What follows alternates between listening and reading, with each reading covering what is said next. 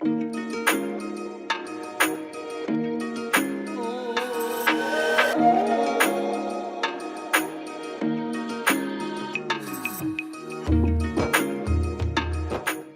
everyone, everything good?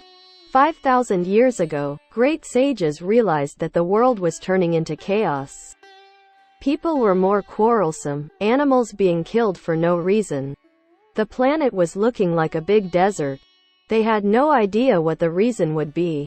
The reason could be the dreaded age of Kali Yuga, in which the lifespan of all beings would shorten and all evil qualities would prosper.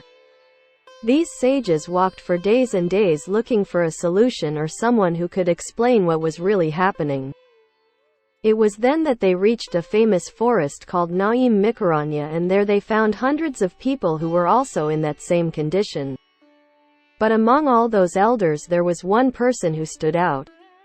And he was totally calm. The sages began to ask each other who was that great personality. Why was he so calm? Until someone there in the assembly replied, "Ah, this is the great sage Suta Goswami. He is said to have been a disciple of another great personality named Shukadeva Goswami. They even say that this Shuka spoke a very special knowledge to a king who was dying. This king was only a week old, and Master Shuka spoke all the knowledge when he was only 16 years old to this king. It was then that the oldest sage named Shanauka approached Suta and said the following. I noticed that you are completely calm here in this meeting of sages, and I believe that you have real knowledge about what could make us really satisfied. I want to be your listener. Please tell me what is right for us and what is wrong with the world. You know that there are so many duties in this world that we have to follow, but which one is the best? Heard that there are many stories about avatars that came to this land. Could you tell me something about that?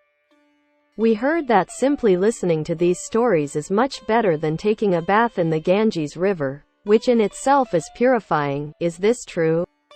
After listening to so many questions, the wise man sat down calmly and said, "Your questions are very pertinent, and I can already say that by listening to these stories, lifetime happiness becomes something very easy to get. If possible, I will tell each of the stories throughout my narrative, and I will clarify all your questions as best I can." So he kept telling the stories, and that's how a book called Srimad Bhagavatam came out. But that's for the next video.